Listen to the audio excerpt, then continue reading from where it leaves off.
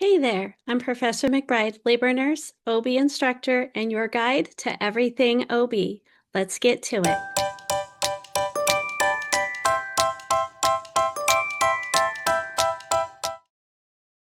Let's practice applying what we know about fetal monitoring. Question number 1. Which clinical finding can be determined only by electronic fetal monitoring? A. Tachycardia. B. Variability. C. Bradycardia. Or D. Fetal response to contractions. The best answer for this question is B, variability. Let's look at the rationale to find out why.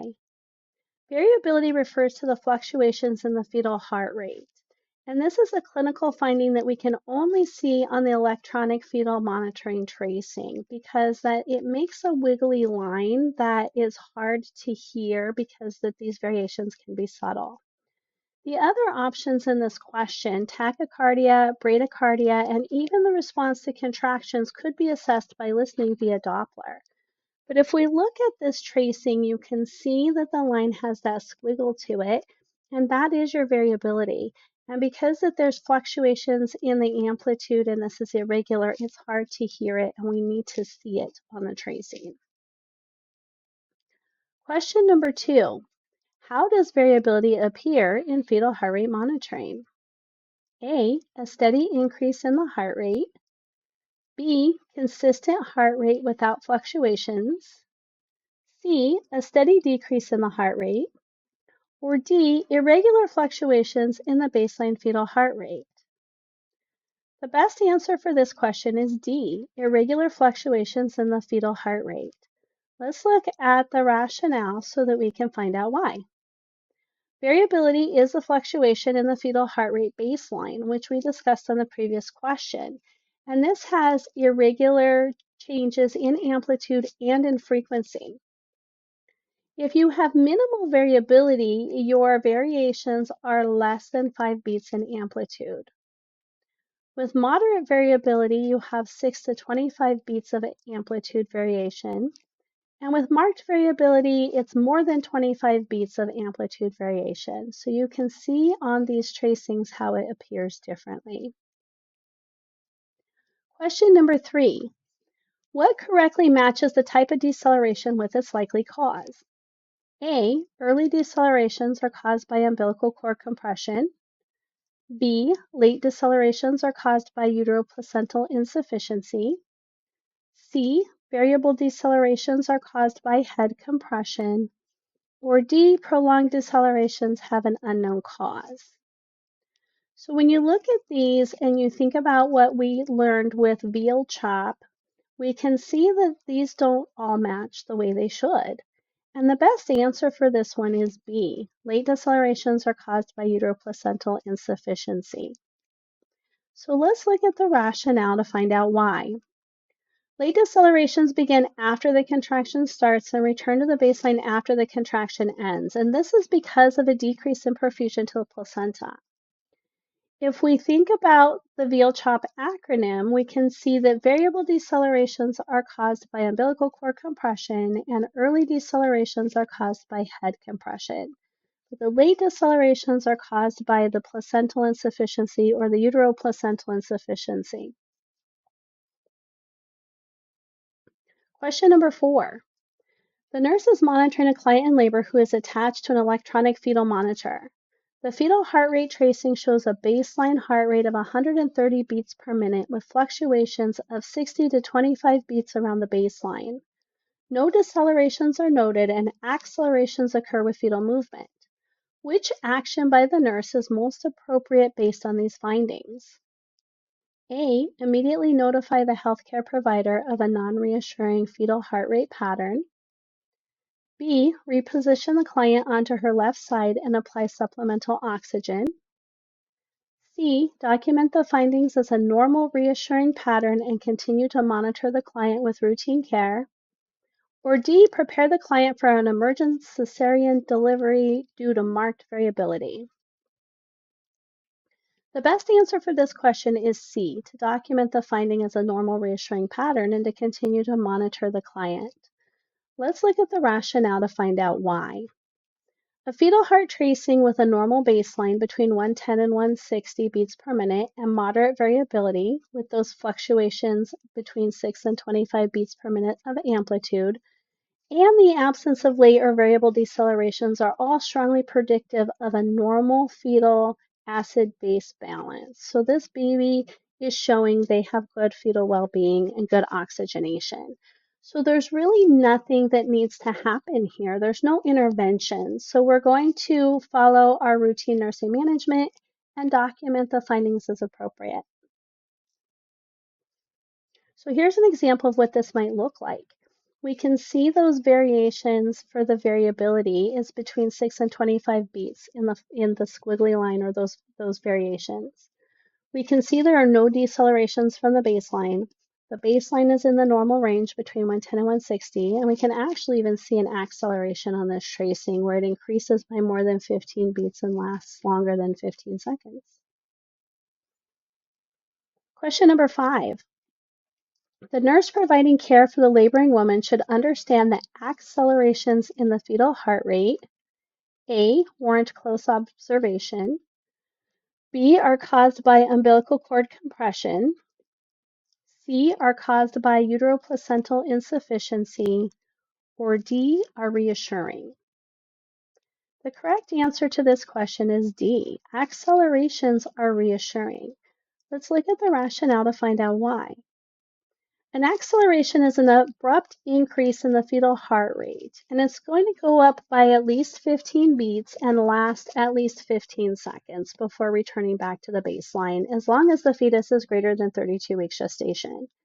If the baby is less than 32 weeks, then 10 beats by 10 beats meet the same criteria. This is a reassuring finding. If we're doing a non-stress test, we look for 2 accelerations in a 20-minute tracing, and this is considered reactive. So here's an example of accelerations. You can see where the baseline is, and you can see those increases. They need to go up by at least 15 beats and last at least 15 seconds to meet criteria, and the 2 that are counted in here both are more than 15 by 15. Question number 6. The nurse providing care for the laboring woman should understand that variable decelerations are caused by A, altered fetal cerebral blood flow, B, umbilical cord compression, C, uteroplacental insufficiency, or D, fetal hypoxemia. For these options, the best choice here is umbilical cord compression. Let's look at the rationale to find out why.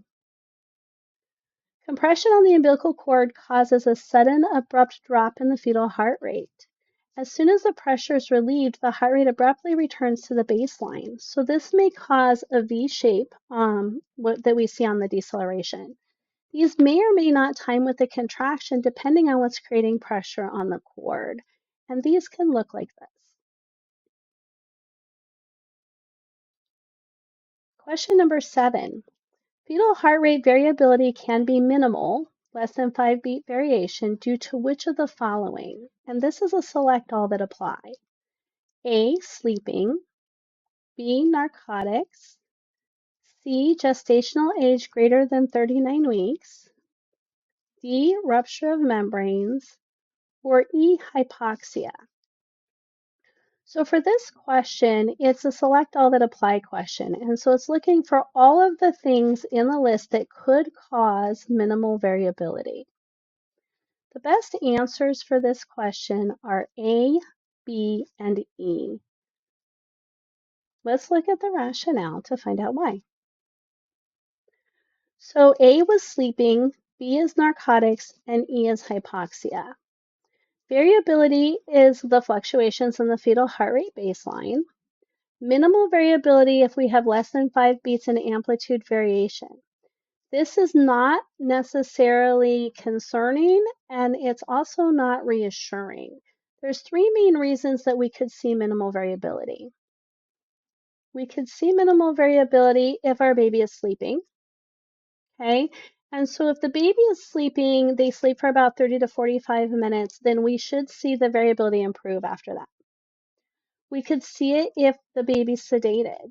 So if we're giving mom narcotics or other medications that have a sedative effect, like magnesium sulfate does, these can cross the placenta and cause minimal variability for our tracing. And then the other thing it could be is if the baby's hypoxic. So if we look at these as S's, sleeping, sedated, and sick, any of these could be a cause for minimal variability. And again, these variations are less than 5 beats in amplitude, so it is got very subtle variations you can see on the tracing. Question number 8. The nurse providing care for the laboring woman should understand that early decelerations are caused by A. Umbilical cord compression, B. Spontaneous rupture of membranes, C. Uteroplacental insufficiency, or D. Head compression. The correct answer for this question is D. Head compression. Let's look at the rationale so we can find out why. Early decelerations in the fetal heart rate tracing occur at the same time as the contraction, and so they mirror each other. And this is caused by pressure on the head during a contraction. It's not harmful to the baby and it's not a concerning finding. So it looks like this. You can see the decrease in the heart rate starts when the contraction starts. The nadir and the peak match, and then the heart rate returns to the baseline when the contraction ends. This is head compression. Question number 9. Which of the following might cause late decelerations in the fetus? Select all that apply. A. Maternal hypotension. B. Maternal position. C. Prolapsed umbilical cord. D. Maternal overhydration. And E. Excessive uterine activity. So this is a select all that apply question, and we're looking for things that could cause late decelerations. The best answers for this is A. Maternal hypotension, B. Maternal position, and E. Excessive uterine activity. For C. Prolapsed umbilical cord, we probably would see variable decelerations because of the pressure on the cord, or even a bradycardia or prolonged deceleration, all caused by cord compression. We're not going to see late decelerations for that one. So let's look at the rationale to find out why the others were better choices.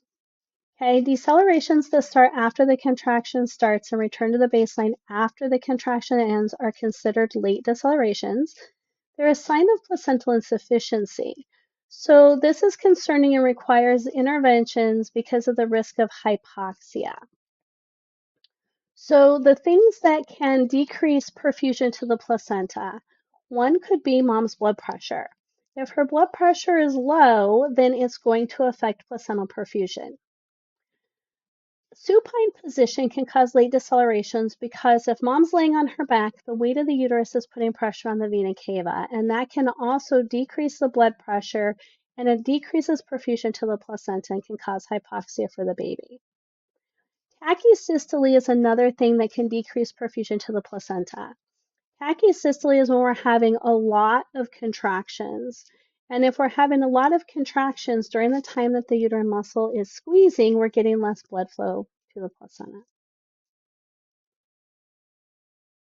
Question number 10. A nurse is caring for a client in active labor who's receiving an oxytocin infusion having frequent contractions. The fetal monitor shows the following pattern. The fetal heart rate drops from the baseline of 140 to 110. The deceleration starts after the peak of the contraction and returns to the baseline only after the contraction is over. Which of the following nursing actions is the priority? A. Administer oxygen via non-rebreather mask. B. Discontinue the oxytocin infusion. C. Position the client in the supine position. Or D. Discontinue intravenous fluids. The correct answer to this question is B, discontinue the oxytocin infusion. So if we look at the question, we can see that the description of the decelerations has the word after in it. And the word after for your deceleration is a big clue that those decelerations are late. They're starting after the contraction starts and they're returning to baseline after the contraction ends. So this is describing late decelerations. It also says that she's on oxytocin and she's having frequent contractions. So let's look at the rationale to get the rest of the information for this question. The deceleration starting after the contraction starts and returning to the baseline after the contraction ends are late decelerations, as we said. So tachysystole is when we're having more than 5 contractions in 10 minutes. And this decreases perfusion to the placenta and can cause late decelerations. And so if we're seeing late decelerations, our intervention should be to turn off the oxytocin and also possibly to consider giving a tocolytic medication to decrease contractions and increase placental perfusion. So this is an example of tachysystole. On the bottom part of the graph, you can see these contractions are very close together. And on the top part of the graph, you can see these decelerations are happening with every contraction, and they start after the contraction starts and they come back to the baseline after the contraction ends. So this is a good example of late decelerations with tachysystole. So we need to turn off the Pitocin or oxytocin. Question number 11. A woman is in active labor and receives Fetal 2 milligrams for pain. Which of the following fetal heart responses will the nurse expect to see on the fetal heart monitor? A. Variable decelerations. B. Transient accelerations. C. Minimal variability. Or D. Late decelerations. C. Minimal variability is the best answer. Let's look at the rationale to find out why. Remember that variability is the fluctuations in the fetal heart rate baseline that are irregular in amplitude and frequency. With minimal variability, we have less than 5 beats in amplitude variation. While this is not reassuring, it may not be concerning because it depends on what the cause is. And minimal variability may be caused by a sleeping baby, a sedated baby, or a hypoxic baby. In this situation, the mom received Fetal, and Fetal is a synthetic opioid pain reliever that crosses the placenta and has a sedative effect. So it could be that our baby is sedated. And minimal variability has the really fine amplitude variation. Question number 12. When the mother's membranes rupture during labor, the fetal heart rate should be observed for the occurrence of which pattern? A. Early decelerations. B. Variable decelerations. C. Accelerations. Or D. Increased variability. For this question, the best choice is B. Variable decelerations. And so the reason for this is that with variable decelerations, we see this when there's compression on the cord. The heart rate drops abruptly and then quickly returns to the baseline as the pressure is released. When the water breaks, we have an opportunity to have less cushion for the cord. We also have the possibility that the cord could be brought down with the water and cause a cord prolapse. Either of these are going to create cord compression. What we might see are these decelerations that have this V shape where we have the abrupt drop. Question number 13. A nurse is caring for a client in labor who has an epidural. The nurse notes repetitive late decelerations on the fetal monitoring strip. The client's blood pressure is 88/50 millimeters of mercury. What is the nurse's priority intervention? A. Administer oxygen via non-rebreather mask. B. Discontinue the oxytocin infusion. C. Position the client in the supine position. And D. Increase intravenous fluids. For this question, increasing the IV fluids is the best choice. If we look at this question, we can see that our patient's blood pressure is low after having an epidural. And so if we look at the rationale, we can see that the client is hypotensive, and this is the complication that can happen with the epidural. It's a concern because it decreases perfusion to the placenta, and that's why we're seeing late deceleration. So an IV fluid bolus will help support the blood pressure and help increase perfusion to the placenta. And this is what we might be seeing on our tracing with late decelerations. You see that they start after the contraction started and return to the baseline after the contraction ends. Question number 14. When the deceleration pattern on the fetal heart rate tracing mirrors the contraction, which nursing action is indicated? A. Reposition the client. B. Apply a fetal scalp electrode. C. Document the finding. Or D. Administer a fluid bolus. The best answer for this is C. Document the finding. And the reason for this, if we look at the rationale, is because that if we're seeing contractions and decelerations that are mirroring each other, this is a sign of early decelerations. And so early decelerations are caused by compression on the head during the contraction, which is not harmful or concerning. Since no intervention is necessary, the only thing we need to do is document the finding. And so this again is what early decelerations can look like. You can see how the contractions and the decelerations are mirroring each other or happening at the same time. Question number 15. The nurse realizes that fetal heart rate patterns that are tachycardic, bradycardic, have late decelerations or loss of variability are non-reassuring and can be associated with A. Hypotension, B. Cord compression, C. Maternal drug use, or D. Fetal hypoxia. The best answer for this is D. Fetal hypoxia. So if we look at the rationale here, fetal heart rate patterns that are tachycardic, bradycardic, have late decelerations or loss of variability are non-reassuring, and they can be associated with fetal hypoxia, fetal distress, placental insufficiency, and all of these have the adverse outcome of potentially causing fetal acidemia. These patterns can be caused by issues such as maternal fever, infection, and interruptions in placental perfusion.